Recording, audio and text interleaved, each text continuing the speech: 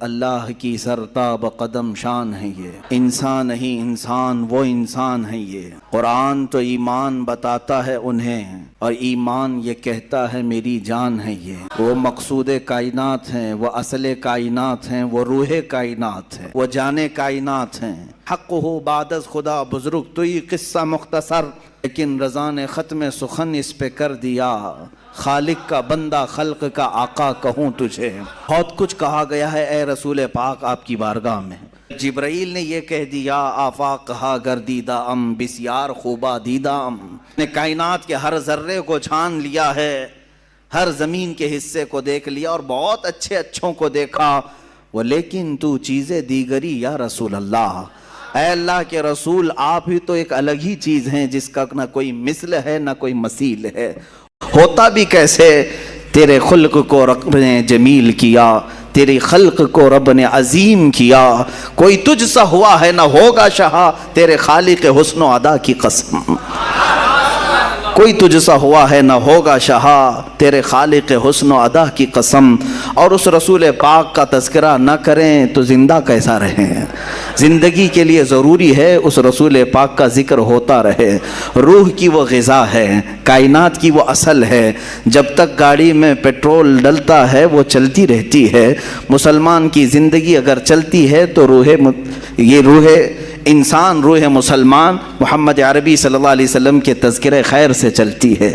میرے آقا کی محبت کے نغمے ہمارے دلوں کو جلا بخشتے ہیں، اور کیوں نہ ہم کریں، اس لیے کہ ہمارا ہی عقیدہ ہے یہ، وہ جو نہ تھے تو کچھ نہ تھا، وہ جو نہ ہو تو کچھ نہ ہو، جان ہے وہ جہان کی، جان ہے وہ جہان کی، جان ہے تو جہان ہے۔ اگر رسول پاک کا تذکرہ نہ ہو تو پھر نہ ہم ہیں نہ تم ہو۔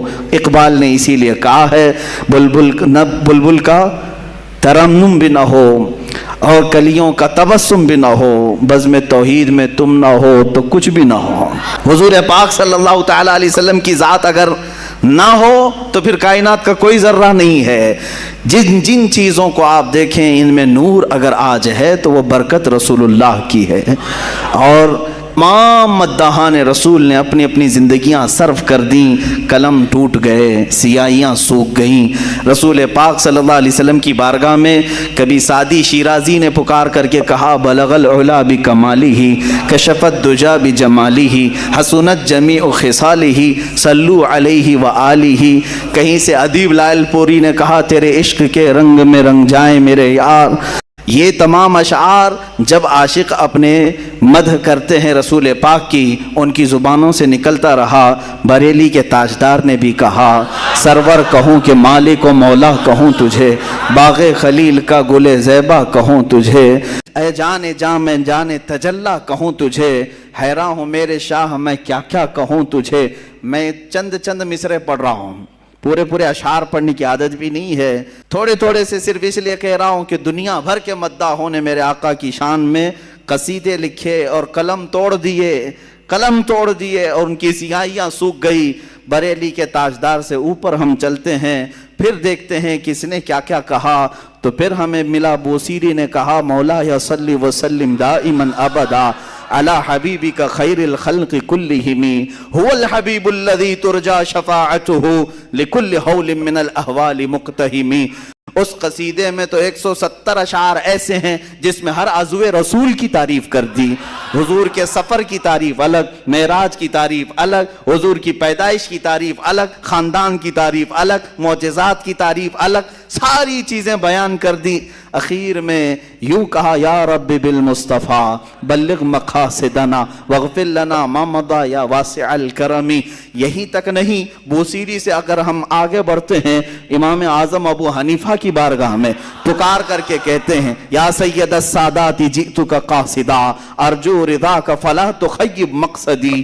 یوں پکار کر کے کہا۔ پھر دیکھا ہم نے اور کہیں فارسی کی زبان میں علامہ عبد الرحمن جامی جیسا نکلتا ہے، کہتا ہے تنم فرسودہ جاں پارا زِ ہجراں یا رسول اللہ، دلم پشمردہ آوارا زِ عصیاں یا رسول اللہ۔